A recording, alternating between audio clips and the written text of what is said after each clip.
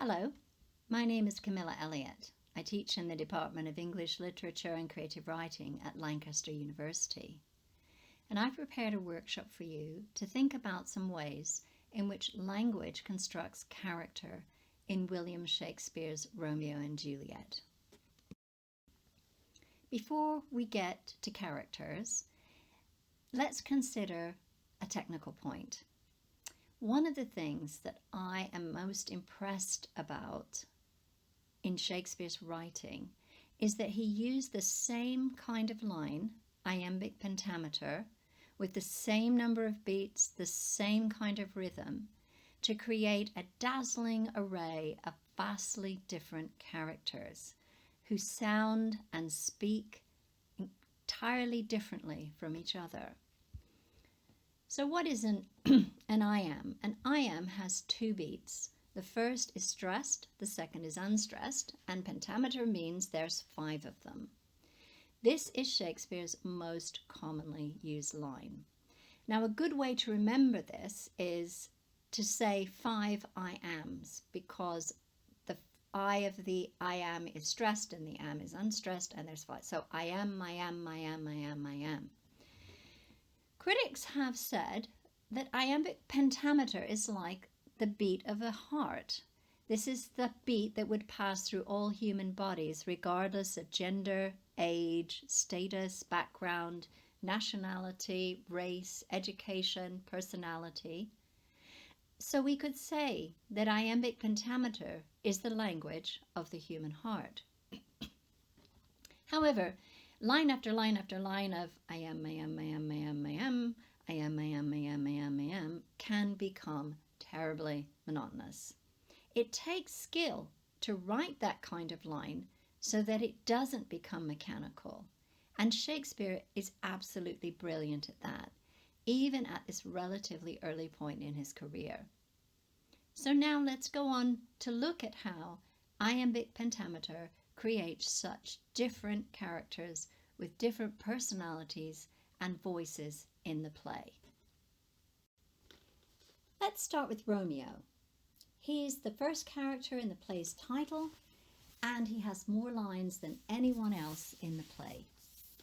The first time we see Romeo, he's lovesick. He's in love with a character named Rosaline, whom we never see, we never meet. We know, though, that she's not impressed with him, and he's desperately trying to impress her by writing poetry to her. But he's not doing very well. He's trying too hard, and rather than using the whole quiver of rhetorical devices that he would have been taught to use in school to make his language more beautiful, more persuasive, more compelling, more decorative, more ornate, he's taken one figure, the oxymoron, and he's using it relentlessly and in the end ridiculously. What is an oxymoron?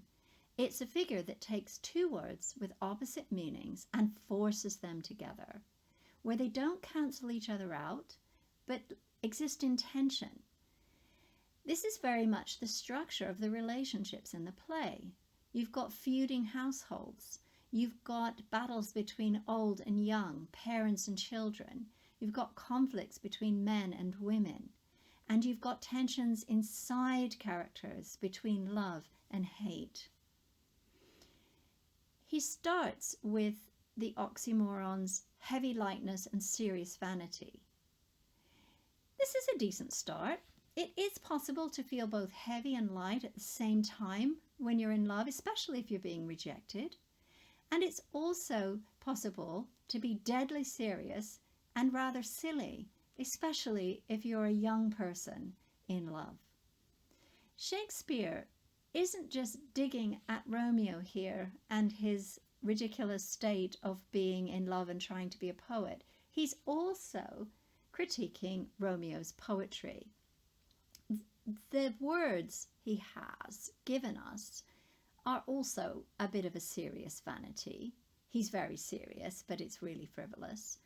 And his heavy wordiness is actually quite funny, especially for people who are used to hearing these kinds of poems.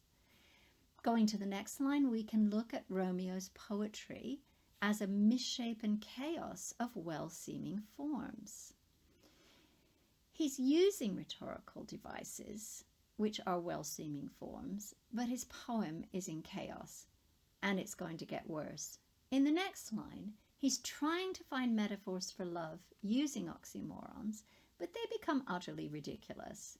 There are physical things and material things, and the things he's suggesting are just impossible. Feather of lead, you can't have bright smoke, you can't have a cold fire or sick health. It makes no sense. But Romeo doesn't either, and he can't make sense of love. Now the next oxymoron, still waking sleep, is a little bit better. Being in love can feel like being drugged or dreaming, being half awake and half asleep. You're kind of got an altered state of consciousness. But then Romeo decides, no, that's not what it is. And then he takes contradiction and oxymorons to a ludicrous extreme where they do cancel each other out, and he ends up with nothing. This love feel I, that feel no love in this. That's just utter contradiction. And he knows it, and he looks at his friend Benvolio and says, dost thou not laugh? Why aren't you laughing at me? I know I'm ridiculous.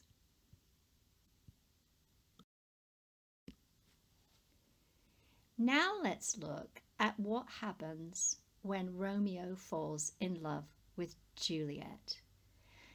The language here that we're going to look at on this slide, it does still have that sense of ornate and stylized language, which can be very alien to us today. But you can still see a passion in it. You can see a kind of funniness in it in places.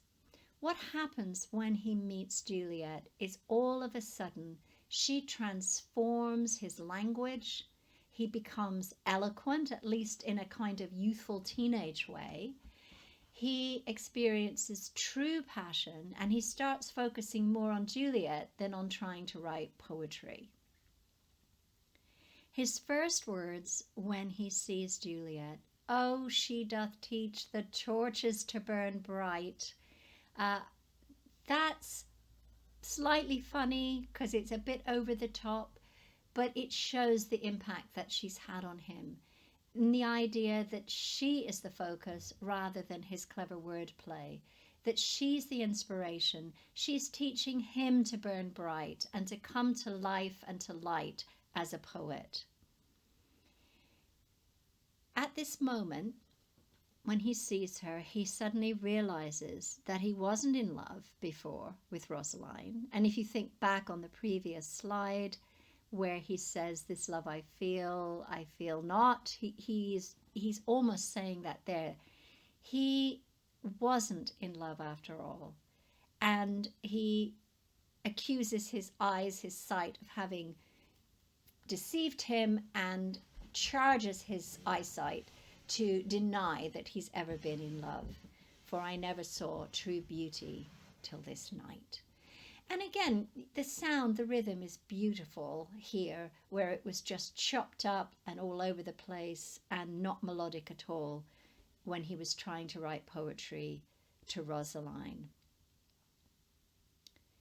In another workshop in this series, I will say more about the language of love and courtship in the play. But let's just look at one more passage here from the famous balcony scene. And here I think we get a sort of tender, fond sense of a teenager in love. He is absolutely enamored of her. He's looking at her and he says, "See how she leans her cheek upon her hand. Oh, that I were a glove upon that hand, that I might touch that cheek." Now there is wonderful, earnest, yearning, sincere love here, but it's also kind of funny. I wish I could be a glove. I mean, this is not the high finesse of a mature, established poet, but Romeo is finding inspiration. He is finding language. He is finding love. And falling in love with Juliet transforms his character and also his language.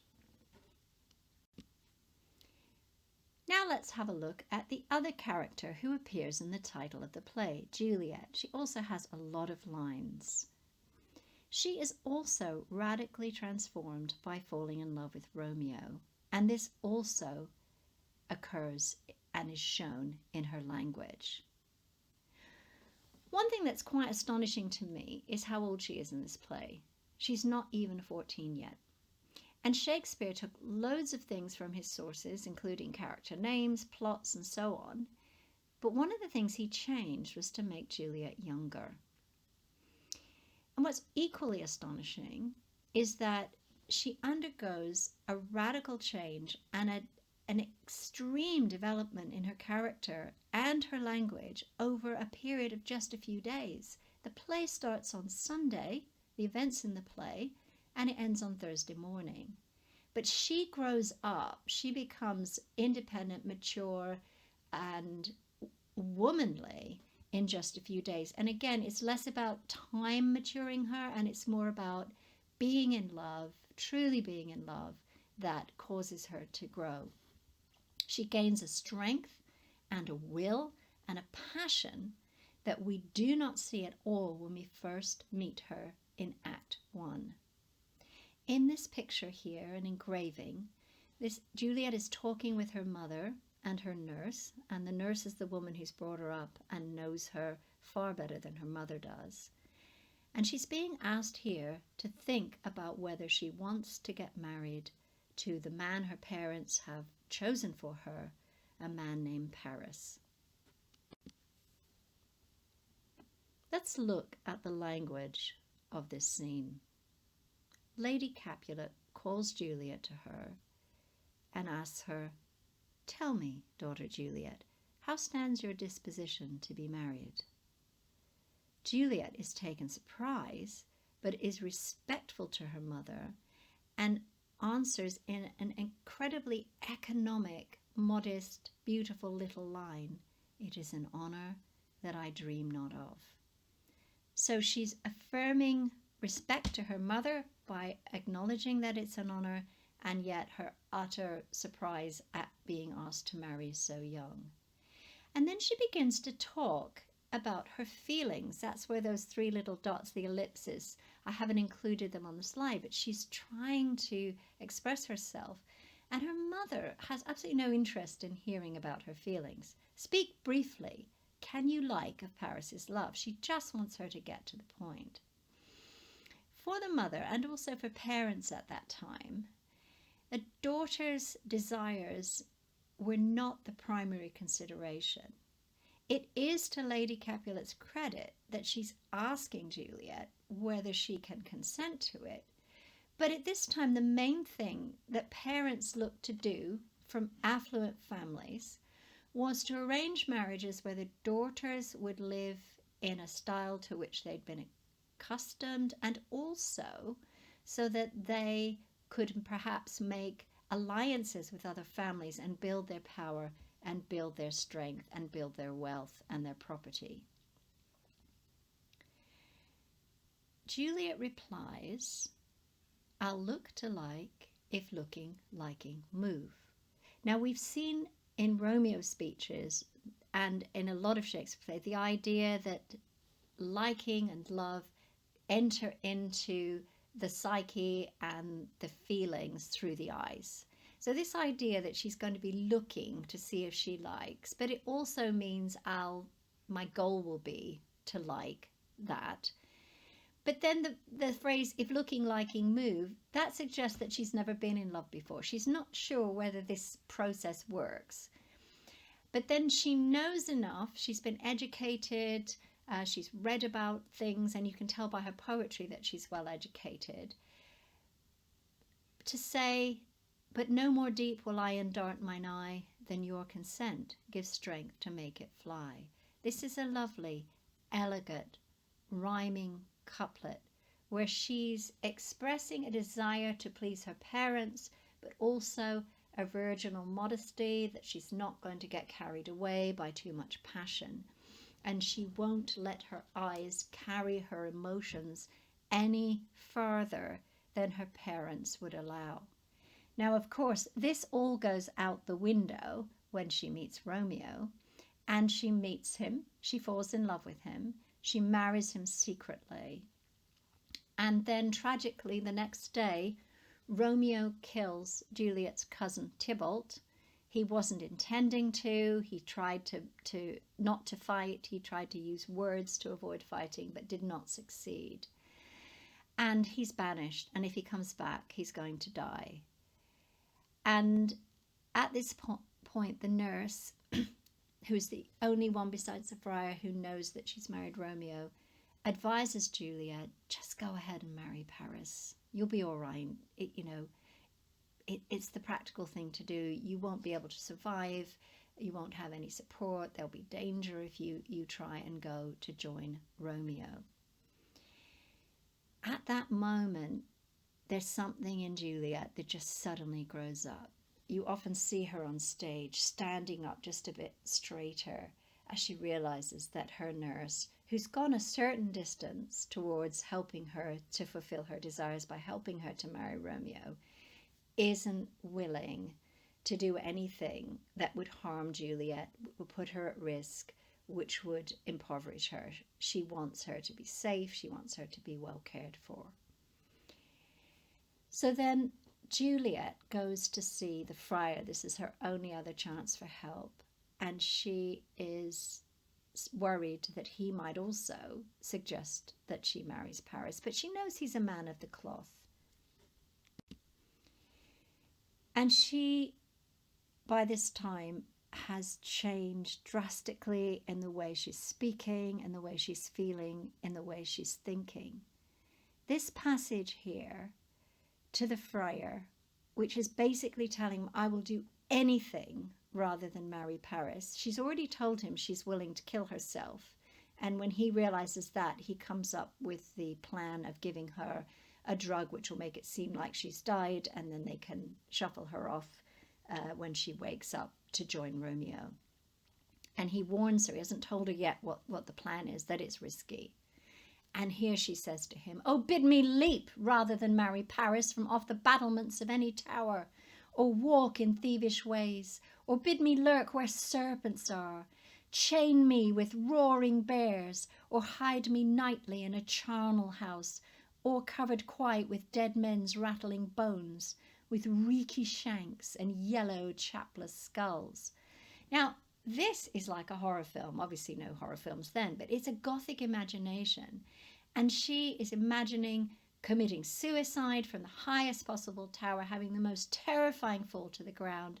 She's even willing to be criminal rather than this modest, good young girl we've seen earlier on, to walk in thievish ways. She's willing to hang out with terror of being bitten by snakes at any time. That's not just being bitten, but the horror and the terror of waiting to be bitten. She's willing to be chained to a violent roaring bear, and most gothically of all, to be hidden every night in a charnel house, which is where they would pile up decomposing bodies. And her imagination is amazing here. She's imagining how it sounds, she's imagining how it smells, she's imagining how it looks. So we've got dead men's rattling bones. When you've got piles of bodies and the flesh is decomposing and falling off, there'll be these sudden movements where the bones collapse in on each other and make a noise and move. That's quite terrifying and horrific. She imagines the smell of reeky shanks and the sight of yellow chapless skulls, hatless, hairless, skinless skulls. This is one of the moments where we can see her growth in her language, and she's creating horrific pictures and imaginations for the audience as well. You can trace Juliet's development through many more scenes than this, but for this brief introduction, we're now going to move on. As Monty Python would say, and now for something completely different. This is the nurse. And we're going to look at her speech. We're going to look at how she uses iambic pentameter and how Shakespeare characterizes her. She comes from a different class background. She will not have had a classical education. Well, she's gossipy, she's folksy, she's warm-hearted. She can be quite crude, not in this passage, but she can be. And she's pragmatic. Let's have a look at this speech now. Even or odd, of all days in the year, come Lammas Eve at night, shall she be 14. That's Juliet. Susan and she, God rest all Christian souls, were of an age. Well, Susan is with God. She was too good for me. That's the nurse's dead daughter. But as I said, on Lammas Eve at night shall she be 14. That shall she, Mary. I remember it well. 'Tis since the earthquake now 11 years, and she was weaned. I shall never forget it. Of all the days of the year upon that day. And she goes on and on and on. Now, what you get from the nurse, she hasn't actually given you very much information. We know Juliet's going to be 14. We've learned that she's lost a child, a daughter of the same age, and it could be, being a wet nurse to Juliet, that she had to let her own child die. We're not quite sure. But it tells us something about her bond with Juliet. But for the most part, she's not saying anything, but we're getting a tremendous sense of her character. It's amazing the way that Shakespeare uses this line to represent a fairly common speech. There's not a lot of words in here that you'd have to look up. Maybe no words you'd have to look up. I mean, we might not use marry in that way. But everything else is quite accessible. And that underscores the fact that it's the more educated characters that are making Shakespeare difficult for us, as well as Shakespeare's education. You can look at the pauses, the repetitions, the broken set. She never finishes thought. She's constantly digressing. She's constantly interrupting herself. It's a wonderful characterization, and you get it much more so when you read it aloud. Let's just look at one more character, and of course you can look at many more yourself because there are so many characters in the play, and get a very strong sense of different characters. But I'm choosing the Friar because he's kind of in a class of his own. He's well read, he's educated, but he's also deeply religious. He's used to reflecting on human nature, on higher realms, on larger issues, on universal themes. And he uses metaphors, but they're very homely, everyday metaphors that would be easy for people to understand. They're proverbial. They're probably like the sermons that he preaches, which would be heard by people of all backgrounds. And in this passage, he's concerned about Romeo's extreme investment in romantic love. And he's concerned about the intensity of his love being destructive to him. These violent delights have violent ends, and in their triumph die like fire and powder. So he's talking about gunpowder and fire. And what he's saying is that any kind of violent passion is going to be destructive. Now, he doesn't necessarily mean you're going to die. Romeo and Juliet do die, they do commit suicide, but he means that the love itself can be destroyed when gunpowder and fire come together and meet like a lover's kiss. Both of them are consumed and they're gone, they disappear. So it can destroy love. It can also destroy both people in a love relationship. And then he switches to another metaphor, and that is of the sweetest honey. It's the most delicious sensory experience. It's so sweet, there's nothing to compare with it. But it can make you sick because it's so sweet. It can make you ill. I don't know if you've ever overeaten something, but I once did it with pizza. And I couldn't eat pizza for years. Just the smell of it turned me off. So what is the Friar's advice? He says, therefore, love moderately. Long love doth so. Too swift arrives as tardy as too slow. His advice is that loving in moderation is going to get you there for the long haul. Let's say you're running, and he uses the metaphor of running. You're running, trying to run a marathon. If you're going too quickly, you're going to burn out. You could trip, you could fall. and you're going to be as poor in completing the marathon as somebody who runs more slowly. I'm going to end this workshop with an activity for you to do. If you've ever acted in a play, you'll know how crucial the script is to understanding and developing your character, to deciding to how you're going to perform your lines. And what you do is you analyze the words and you look for clues in them about what your character is like. Who is she? Where did he come from? How does she relate to other people? How does he think? What does she like? What does he hate? What is she afraid of? What does he want, and what is he willing to do to get it? What does she regret? So I want you to take one of the speeches, any speech, and ask these and other questions of your speech to try and develop a sense of your character. Then I want you to read the passage aloud and think about how the sounds of the words, the pauses, the rhythm, the vowels, all of these things help to characterize your character, help to develop a sense of who that character is. Then you need to decide how to perform it. So, how are you going to move? What gestures are you going to make? What is your facial expression going to be? What tone of voice are you going to use? Are you going to speak quickly, slowly?